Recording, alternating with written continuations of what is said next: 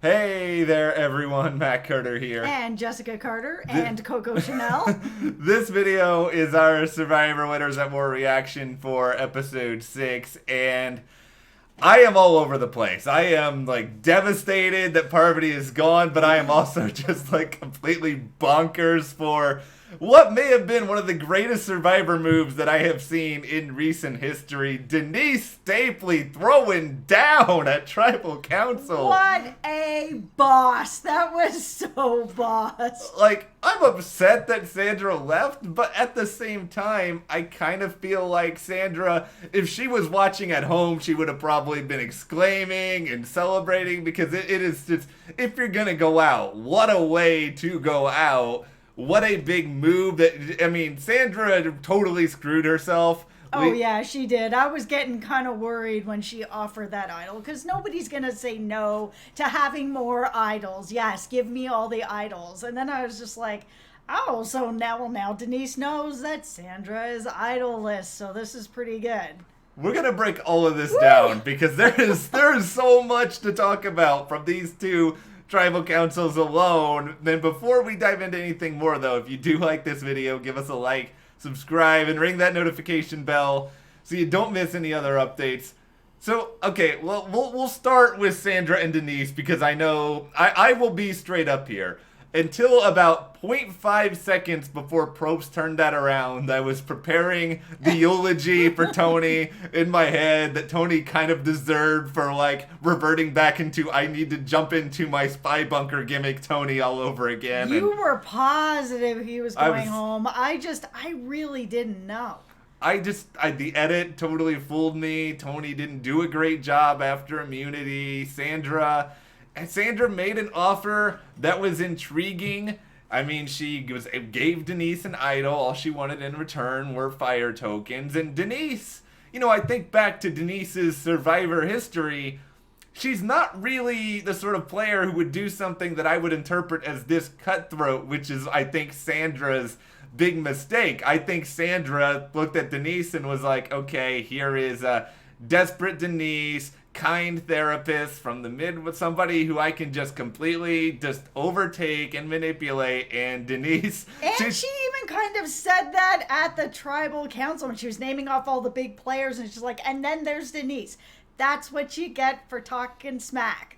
Okay, this is my crazy theory. I think Sandra was just playing a character at Tribal. Like, I think that she was like, okay, you know. I'm just kidding with Sandra. Yeah, okay, all right. Yeah, Sandra. But no, you're probably right. She probably was. I mean, even when she wrote down Denise's name, she was like, listen, I don't think you're going home, but I gotta do this. Sandra thought this whole time too, but that she thought she had really like gotten one in over on everyone, and she was just like, all right, I'm getting Tony out before Tony gets me out. Yeah. Gonna make Tony mad for the second time in 2 Survivor seasons playing with him, and I'm gonna win this. But yeah, she totally misjudges how Denise is going to take all this. And by the way, if I was in Denise's shoes, I would probably do every single thing that she did here. And a lot of it is sort of because, okay, so Tony, is he a threat? Yes. But Tony is also going to do 0 to make himself less of a threat. He's going to go and hide in bunkers rather than spend This time was the strategizing. right time to take out Sandra. You really do need to take her out. And if you're going to do it, you have to do it like this. It has to be quiet. And it has to be for sure. And if you've got 2 idols and you know everyone's going to vote you out anyways, then why not take that shot? Yeah, why not take the risk? Sandra's a lot sneakier and a lot more dangerous. Like, I would have thought in this game at this point that the merge would be coming the next episode. It doesn't really seem like it is based on the preview. Yeah, you were pretty positive that it was coming up. Yeah, and I mean, I might be wrong on that, but I think the players may have been thinking that too. Sandra, to me, is a lot more dangerous after a merge than someone like Tony is. Yeah, and I mean, she does have other people that she knows on the other tribes. I wouldn't have wanted to bring Sandra any closer to the end than this. That's enough. Well, because if she even gets a whiff of what you're doing, it's over. Yeah. So this was just nice, silent, beautifully executed. This was so boss. Denise... I didn't know a lot about her before going into this particular season, but now I'm going to remember her forever. This was really cool. I think Denise just like rose very quickly up to a lot of people's favorite Survivor players. If they weren't a Denise fan before, I mean, how do you not be a Denise fan now after that? I mean, even Sandra, I think she respected it, even if she didn't like it. There was a part of me that actually thought, because Sandra is someone who does respect a really good move, I almost for a second thought she was just going to give Denise her tokens. I thought... And just for a second, I was that she was just going to be like, you know what? Good move. Yeah, I thought it was possible. I didn't know. I didn't think Sandra was going to give them to Tony. Like, let's make that very clear. But let's rewind for a second, because there's something you said kind of early on in this video that I think is very important, and I think it's the other mistake that Sandra made here in giving Denise her idol, or even just giving Denise the information that she has an idol. I think if you are Denise, then you automatically assume, okay, well then that means that Sandra doesn't have another idol, but it's theoretically possible on this sort of crazy season that what if Tony does have an idol? What if Kim has an idol? That Sandra, more than likely, she doesn't have two. This is the safest place for me to put my vote. Yes, absolutely, and that's what I was thinking.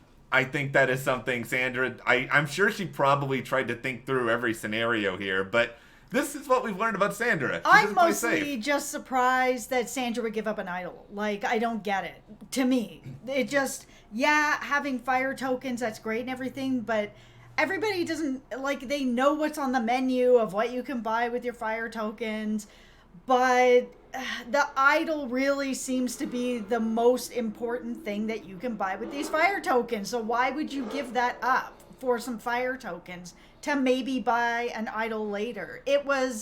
It felt like a bit of a strange move, and I understand she was probably trying to build some sort of trust with Denise and being able to go forward kind of in that way with Denise, but it just didn't feel like, I don't know why anybody would really give up an idol in a case like that for fire tokens. So she must have really thought that Denise was going to stick with her. Yeah, I think she really, really trusted this move, that it was going to work. And Sandra, she's always said she doesn't play to be on the jury, and she wants to make big moves to make it to the end. This was that, but sometimes when you swing like this, you miss very badly. And as you know, I love Sandra. I adore Sandra. She's one of my favorite Survivor people to talk to. And I'm bummed out that she's gone. But this way was pretty epic. But let's play out a scenario here, because you know you do make a point here that giving up an idol at this point is very, very dangerous. I wouldn't. What if this didn't happen? I'm trying to think this through in my head. So let's say Sandra doesn't give up her idol, and Denise still plays the idol that she has on herself because she knows that she's in danger. And I guess we're also assuming at this point that Jeremy is not playing his peace out advantage, but we will circle back to that in a minute, because I have a few thoughts on that as well. But so then we're at Tribal. Denise plays the idol. There's a lot of votes that are coming on Denise. But now, Sandra doesn't know where the votes are lying. So Sandra may play an idol on herself, the one that remains. Kim may be like, oh no, I have to also play my idol.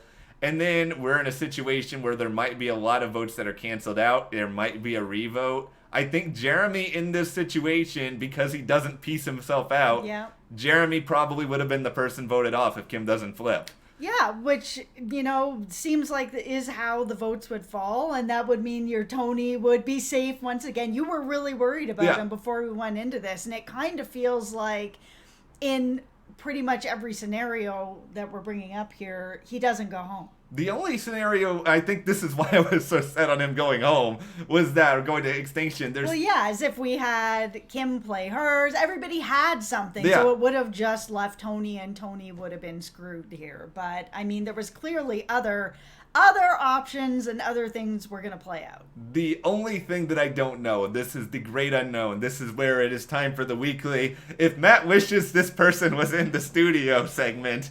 If only Jeremy was over there and I could bring in Jeremy and ask him, did Denise tip him off about some of this plan in advance? Because if Jeremy was aware about some of what could happen, maybe that caused him to not play his advantage, because him not piecing out on this tribal. If I was in Jeremy's shoes, I would have skedaddled out of there so quickly. I think the rest of the group probably really assured him that it was not going to go his way. And I mean, obviously, it wasn't going his way. It was everybody was in on Denise there.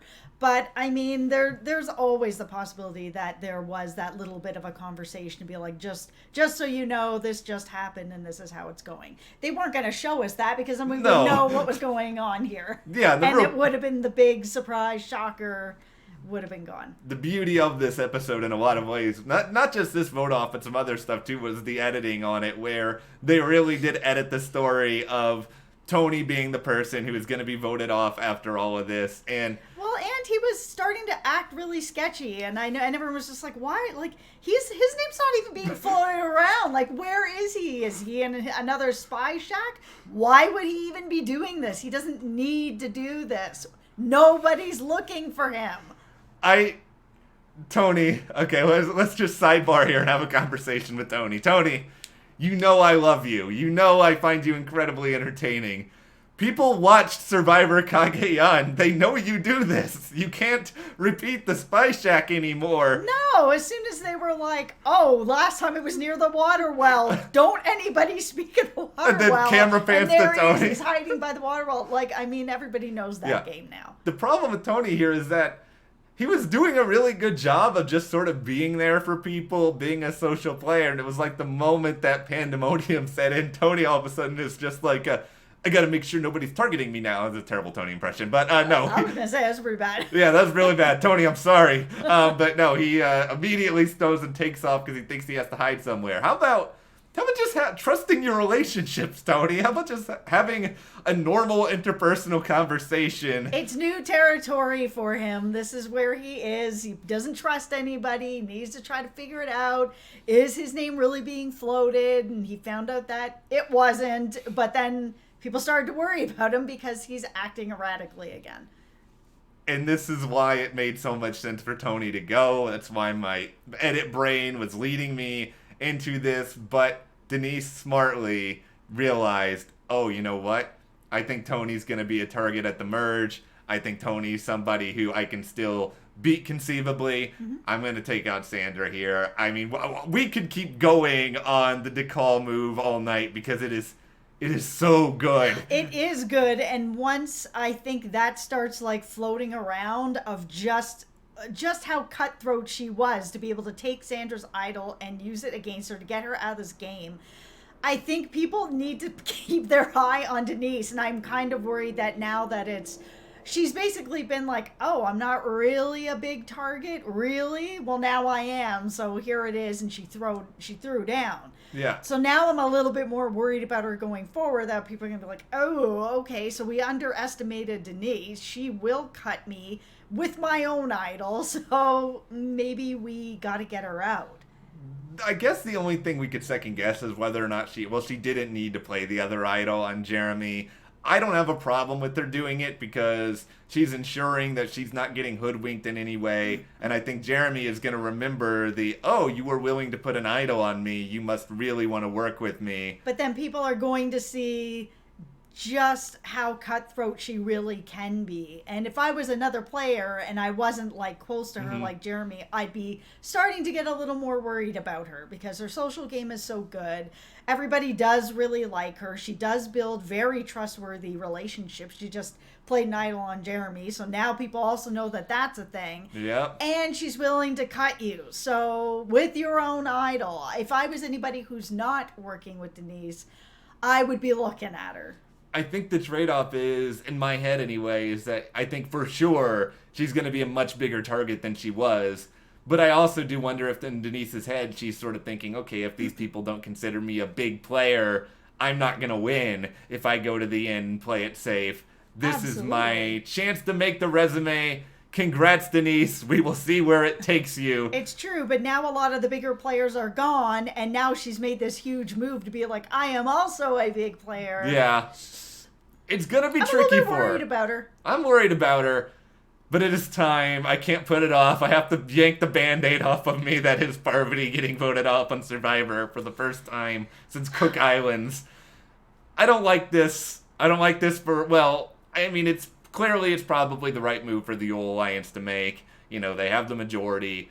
They have the numbers. I think it was never really in doubt. I think this is where the editors, they tried as hard as humanly possible to make it look like there was some drama here. Yeah, she was in trouble, but I do really like that she really called out what Wendell was doing and sort of that offer that he gave her, and that he was still like, yeah, it's still valid. It's still valid right here in front of the people that I'm working with. At least she was able to sort of get that out on the table for everyone to know that this is absolutely true.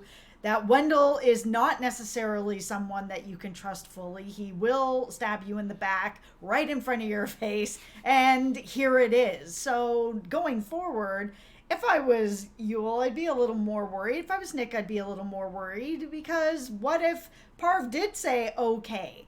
Yeah. Then what's going to happen? Is he actually going to burn them? Or, you know, is he then going to show that his word is also not worth anything? It was a no-win situation for Wendell. And even though, yeah, you know, Parv went home, that was a win for her. I think really the thing is that I think it's a no-win situation for Wendell, but he created a difficult situation for himself. And Wendell just played bad in my head tonight. And I hate saying that because Wendell's my winner pick preseason, and I like Wendell a lot, but I don't know why you even put out there for a split second the idea of this deal. It's sort of like Sandra. Both of them got really itchy about these fire tokens, and they were like, oh, we really, really need to get a hold of these because we don't know what's going to happen. But it's also just like, yeah, if you're Yule, if you're Nick, you got to be a little bit concerned about this guy moving forward. And he did put himself in a position where, because I wondered this, even if he went to Yule and Nick and was like, yeah, I had these conversations, I wasn't actually going to do it, I was going to get rid of her, whatever else, he still initiated a conversation with her. And I'm pretty sure Wendell probably didn't tell Nick and Yule in advance that he was going to offer that to Parvati in the first place. Yeah, and I don't even know why he would bother to do it at this point. He is in a really strong alliance. He has the numbers. Why screw around with that? It doesn't really make any sense. Like, I don't think he was really entertaining it. So if he wasn't ever really entertaining it, then why make yourself look like you could be a little shady? It doesn't benefit him at all. I'm trying to think in my head, because I'm sure Parvati has probably second-guessed herself and asked this question too. Like, what is the chance that Wendell actually would have done what she wanted if she gave him the fire tokens? I feel like it's 95% Wendell goes ahead and gets rid of her anyway. That's where I am with it right now. It's still it's a very brutal move for him to make. But we just saw Denise make a very brutal move over on DAKAL. Yeah, I think he probably would as well still go through with it. But again, Wendell doesn't need to put himself in that situation to show that he would be brutal like that. He never had to do anything except vote with the numbers and move forward. Yeah, he could have just been like, okay, you know what, Parv, sorry, I can't help you. Let's just move forward from there. And then that could have just been it. I don't think this is going to hurt Wendell now. I don't think it's going to hurt Wendell in the next episode. But I do think it's going to hurt Wendell maybe when we get 3 or 4 episodes down the road, if this Yule Alliance is starting to think, who can we get rid of from our own group? Wendell seems to be freelancing more than the rest of us. And, you know, I think you and I now, as big-time Yule supporters, especially you, your love for Yule has been well documented now through more than a month of videos. I can't help it. I love him. I feel like Yule loves control. Yule loves to know what's going on. And I don't think Yule is particularly fond of the idea of Wendell going rogue. Yeah, I mean, even Yule's face during this whole thing, he was just kind of like, I don't even know what's happening here right now. Like, why is this even happening? I was like, I understand, Yule. I don't understand what's happening either. Why is Wendell doing this? He just didn't need to do this. He had the numbers, the 3 were solid. Just make your votes and move forward. The best thing about Yule is his I'm angry while playing Survivor face is just about the same as his I'm happy playing Survivor face. Yule he's not a robot, but he is sort of like a functioning android who can manipulate his emotions to make them into whatever he wants anyone else to see. He has a poker face. He goes on and on about the Poker Alliance, but Yule has a poker face, and it's very important in this game. Yeah, nobody's going to know what Yule probably has a lot of thoughts about Wendell right now. Yule's not going to share them with the class. Yule is going to put them away, think about them at some other point down the road. And deal with Wendell when he needs to deal with it. Yeah. I will say this. Pretty surprised that ultimately we saw Michelle go ahead and put the vote on Wendell, knowing that it probably wasn't going to work, and also knowing, their prior relationship. Well, their prior relationship doesn't sound that great. No, not now. I mean, they had some conversations that didn't seem to be going that well either, so maybe she was just kind of hoping for the best. Yeah. I mean, she told him she was going to, so, I mean, he should have expected it. But I was actually also kind of surprised that she was telling him, hey, so I'm going to do this because I can't put it on Parv, but don't worry, you'll be all right. And he's just like, what? Why? Yeah. Because then Parv is also going to put this on me, so then I'm going to have 2 votes. And seeing her kind of be like, oh, kind of like, don't worry about it. Like, I'm kind of doing you a bit of a favor. I was just like, what do you mean you're doing him a favor? I don't get where you're coming from with this, because Wendell's completely right. There will be 2 votes, and if just one other person in his alliance throws out that vote, he's done.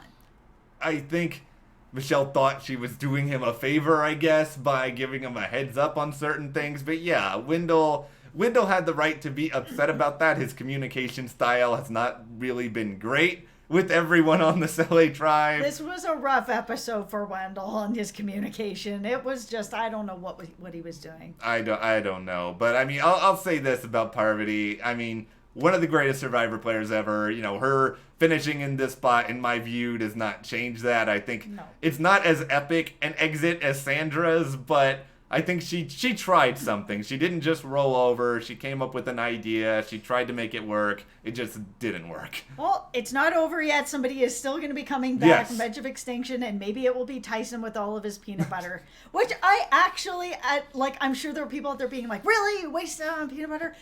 He's not wrong about peanut butter. It is a really important way to get protein. And in something like this where you need to be physically strong and have endurance and you need to be properly fed, and peanut butter, it's got that. I know people who use it all the time for that exact same reason. It is high in protein. And that's the peanut butter lesson. Tyson is diabolical. I mean, there was a part of me that was like, okay, do we need to be spending this much time on Edge of Extinction? We have 3 tribes. We have a lot to get to. And then I was just like, I'm really enjoying 5 minutes of just Tyson roaming around Edge of Extinction. The edit on this was really good, too. It was good. Because it was like Tyson goes, he's able to figure out what's going on. He understands the clue. He then fakes taking a whiz so that nobody can see what's going on. He then gets that. Then he thinks about it. And then it's almost like the Edge of Extinction fire token menu is just a genie that magically pops something into your hands. And Tyson's all of a sudden just eating these globs of peanut butter. And the way he explains it, I mean, it does. If Tyson does win this challenge to make it back on into the game, I mean, he can really thank the peanut butter. I mean, this is going to be a really great day for Jif and all of their brands, the health benefits of peanut butter. Tyson can be their spokesman. Okay, real peanut butter, not the peanut butter that's full of sugar. The all-natural peanut butter, it's filled with protein, so yes. I don't know which one Tyson got. He probably maybe got the sugar one. But yeah, who knows? Hopefully he got just the protein one, and then it will actually work instead of the sugar one, and then it'll work, and then he'll crash. Tyson is invincible. Tyson will never crash. I loved every second of this, even though I know it took time away from other things. But it was fun, and it's amazing that Natalie did not win something on Edge of Extinction. Yeah, she's won everything. Yeah. All right. I mean, I guess we'll spend a moment or two on DAKAL, because this is where I thought, until I saw the preview, that I was going to have to come on here and eat just extraordinarily large amounts of crow, because I was sort of on here just boasting about how this was a bad move, getting rid of Rob, and that it was going to come back to bite them because they were going to lose the challenge. It did, and especially when Adam, though, was starting to be like, oh, I'm in real danger now. And I was just like, yeah, Adam, you should have kept Rob. But then they won the challenge. They won. And so they're A-okay for now, but we will pick back that up when we get to the preview for what is coming. I think I just need like a large amount of coping food after all of this. This has been an emotional journey. Well, maybe we'll have a pizza after. We're talking about that in another video. Maybe it's pizza time, or we will go and get our own peanut butter. This is the National Day of Pizza and Peanut Butter, everyone. But anyway, let us know what you thought about Survivor Winners at War tonight in the comments. And if you did enjoy this video, give us a like, subscribe, and you can support us further by checking the link in the description to the store. Thank you guys so much for watching. Hope you're staying safe, and we'll see you here next time.